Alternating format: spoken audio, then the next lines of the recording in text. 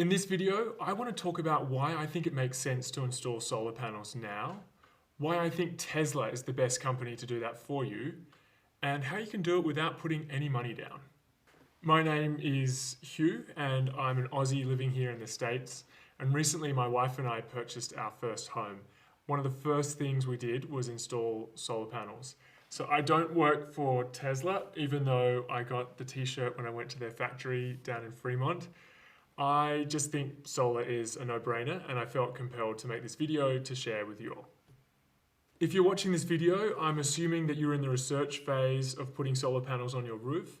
Maybe you've spoken with a few companies to weigh up your options, or maybe you're just interested in how solar works.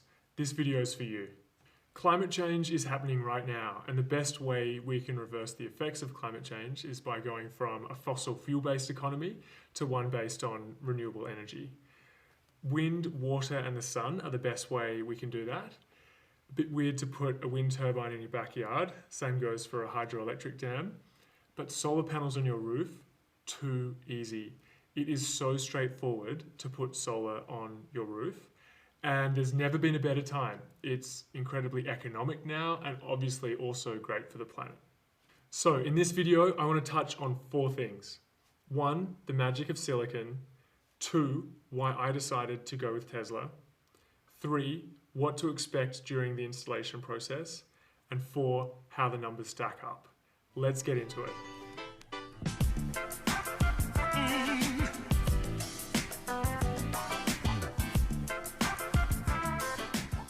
Let's start with some definitions. Materials like metal are a conductor. That is, if you hook an anode and a cathode up to a piece of metal, electrons will flow through it and it will conduct electricity. Materials like wood are insulators, or plastic is another good example. That's why we coat cables with plastic. It's an insulator. It won't conduct electricity. But materials like silicon are a semiconductor. That is, sometimes they will conduct electricity and sometimes they won't. It's a semiconductor of electricity. This is the most technical I'm going to get. But if you dope silicon wafers with an agent like phosphorus, you'll give it an excess of negative electrons. Use boron and you'll give it an excess of positive electron holes. Bring those 2 silicon wafers together and get the electrons excited enough to jump, and you've got electricity. Now, what gets those electrons excited enough to jump? The sun. The sun is a massive fusion reactor that's literally emitting radiation all the time. It's gifting photons to the planet that get those electrons excited enough to make the jump and create electricity. Now, put a strip of metal between those silicon wafers, and you've got a solar cell. Hook all those cells up together and you've got a solar panel. Put solar panels on your roof and you have free electricity for decades to come. That electricity is generated in the form of direct current, and we need things called inverters to invert the electricity to alternating current, which is what we need to run everything in our home. Fun fact, the person who unlocked alternating current was Nikola Tesla, the Serbian-American physicist and engineer who got this all going in the 1800s, and the company is named after. Some other cool things about silicon: it's the second most abundant element in the Earth's crust after oxygen. It's just sand, and we have plenty of it. You've probably heard of silicon being associated with semiconductors and computer chips, and that would make sense because it's the use of semiconductors in things like transistors in electric circuits that have led to the information age or silicon age that we're in right now. In fact, I'm making this video right now in Silicon Valley, the part of the San Francisco Bay Area where this all took off in the 1950s and 60s with things like Bell Labs and Fairchild Semiconductor, which led to things like YouTube, which have enabled us to create videos like the one you're watching right now. So it's silicon that has unlocked this. That's why I call it magic.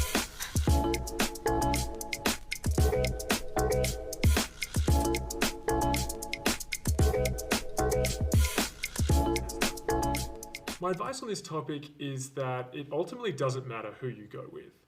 If you're choosing between putting solar panels on your roof or not, the option where you put them on your roof will make a lot more sense than the option where you don't.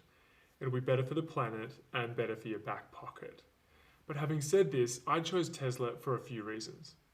Firstly, I got a quote from another provider for 17 panels and a 5.9 kilowatt system for $26,250. Then I got the quote from Tesla for 18 panels and a 6.1 kilowatt system for $12,200. So Tesla for me was over half the price of my other quote. I definitely would encourage you to get at least 2 to 3 quotes. This may be different for you where you live, but for me, Tesla was by far the cheapest. Secondly, I like the design of the Tesla solar panels. I get it, putting these things on your roof doesn't always look that great. But I like how Tesla's cells are really dark in color and how they have these metal borders around the panels.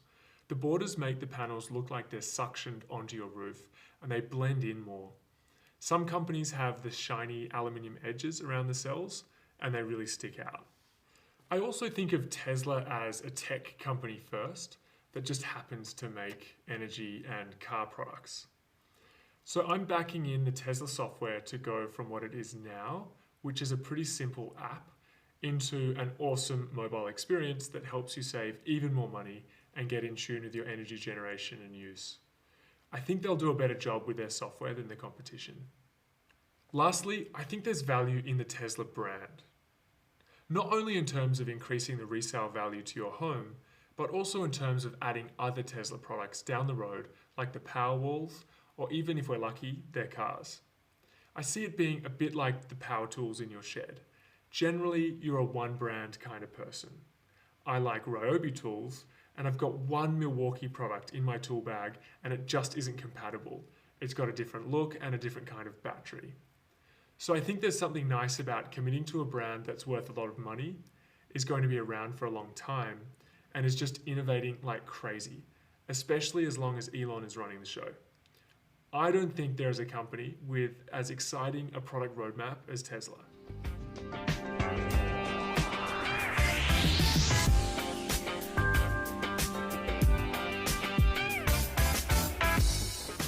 Okay, here's what to expect during the installation process if you decide to go with Tesla. They claim it's a 4-step process, but depending on how you define a step, it's more like a 20-step process in my opinion. It's a bit like going to uni. It's easy, you just have to stick at it. So for me, from signing up online to turning the system on with my utility, PG&E, it took 6 months. I elected not to get the Powerwall installed. I just don't think they're economic right now. And I also financed the whole thing with a loan through Tesla's finance partner. To make the order online, you have to pay a $100 non-refundable fee just to kick the process off. It's a bit weird to ask the consumer to pay for this, especially if you're still on the fence, but I kind of get it from their point of view. They're going to be putting a lot of time into getting your system set up, and if you flake, they want a little bit of hurt money at stake. Also, shameless plug, if you're finding this video valuable and you're wanting to go with Tesla for your solar, please use my referral code in the description below. You'll receive $100 off your order, which makes this fee essentially free. If you use the code, that would be awesome, and hopefully you are finding this video valuable. So, back to the process. Once you've made your order, someone will look at your roof and electricity bill remotely and come up with a design for how many panels you need and how they should best be laid out. My advice is to get as big of a solar system as you can. Go big, because once you're generating free electricity, you want more of it, especially as you may begin to electrify more things in your home, like your heating and cooling, your hot water system, and your stove and oven. Why pay expensive gas prices when all of those things could be electric and free? The switching over to electric appliances doesn't need to happen immediately, but as things naturally reach the end of their life, I imagine you'll be inclined to switch more and more things in your home over to electric. For this design phase, no one actually comes out to your home, you're just sent an image of how it will look on your roof that they pull from Google Maps. You approve the designs and they submit for your permit on your behalf. It's also at this stage that if you're seeking a loan, they'll kick that process off in parallel. When your system is ready to go, you have to call them to schedule your installation date. Again, it's a bit weird that you need to call them, but it's just the way it is right now. Then a crew will come out to your house early one morning with all your equipment and get installing. Because of how simple the solar panels are, installation day is actually one of the easiest parts of the process. They fix the panels to your roof using the designs, install an inverter next to your power box, hook all the panels up to each other with one main cable, and then you're ready to be approved. For me, some guy from the local county came out, crashed into a box of pebbles in my driveway, gave the Tesla rep an earful, and then approved the installation. It took about 2 weeks for my utility to acquiesce and turn on my system for good, and now I'm generating over 100% of my electricity from the sun, and it's awesome. A few comments about the installation process generally. It's still a little bumpy. Whether that's because of how many stakeholders are still involved or for other reasons is unclear. But just stick with it. You're assigned a customer support rep when you sign up, and you can call them anytime to just figure out what's happening or where things may be getting stuck. It's definitely worth it in the end.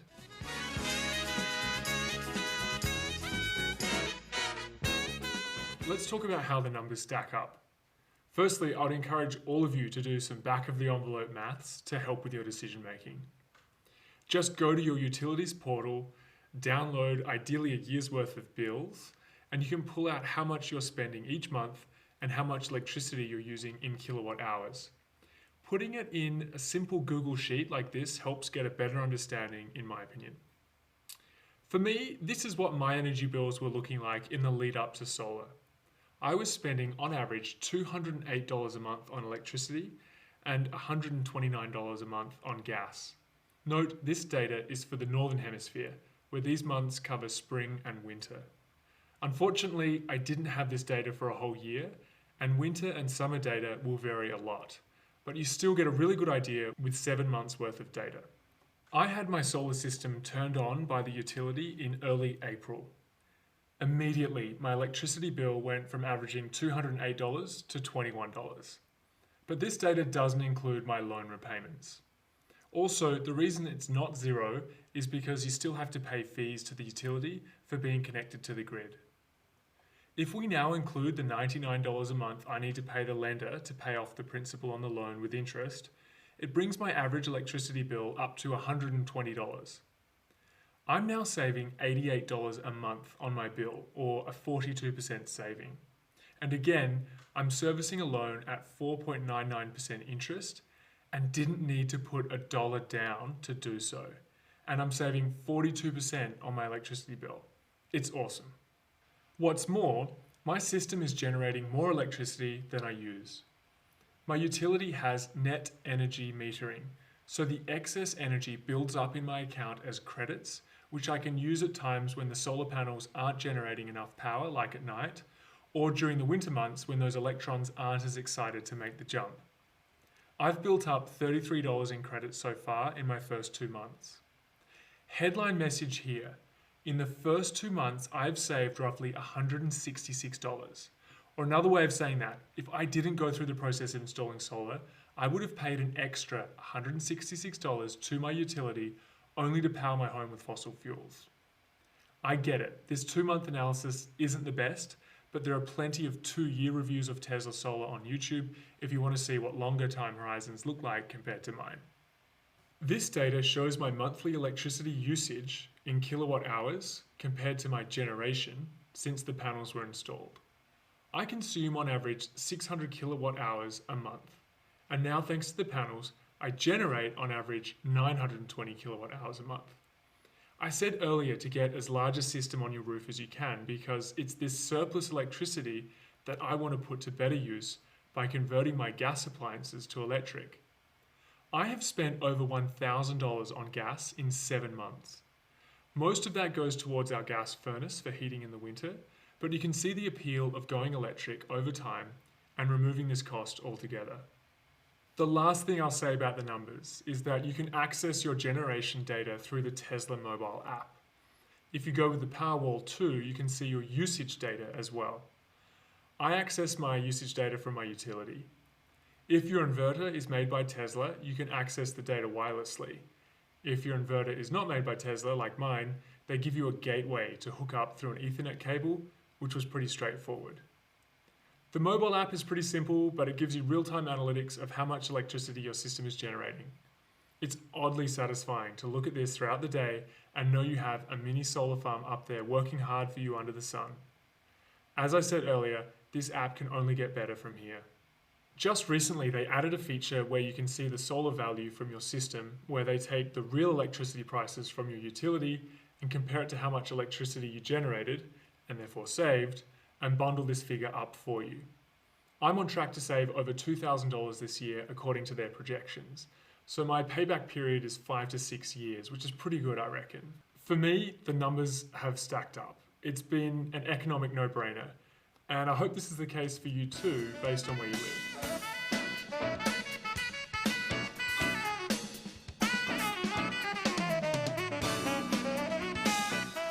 I thought I'd just close with a few things I find interesting about the general renewables opportunity in front of us right now. We need to devote less than 1% of the world's land for all of society to live entirely off renewable energy. 1%. And we've already done this with roads. In the US, over 1% of the land is covered in asphalt roads. We've done it with roads, we can do it with solar and wind turbines and hydroelectric dams.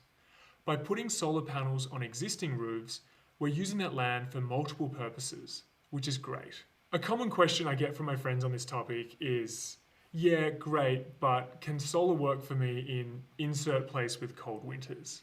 And the answer is now yes. Solar is economic in every state in the US, including Alaska. In fact, solar is now economic in every country in the world, except Iceland. I'm sorry to the Icelandic viewers watching this video, but in our lifetime, that's probably going to change as well. If you project out our energy usage to the year 2050, we have 29 times the amount of solar energy available over land than what we need. If we convert to 100% renewables, we'll need roughly 12 terawatts of energy to maintain our current lifestyles. And there's 340 terawatts of solar energy available over the land on Earth. We're not running out of solar radiation anytime soon. So this is why I get so frustrated with how slowly we're adopting renewables. The technology is here. The opportunity is here. We don't need to use fossil fuels to power our homes anymore. There's magic in silicon. There's magic in solar power and the free market. Although governments should tax carbon, in my opinion, any tax greater than zero would be a good thing. Let's do it. I hope you found this video valuable. If you have, please give it a big sunny thumbs up and subscribe to my channel. Who knows what I'm going to rabbit on about next. Also, I hope I've revved you up to go and put solar panels on your roof.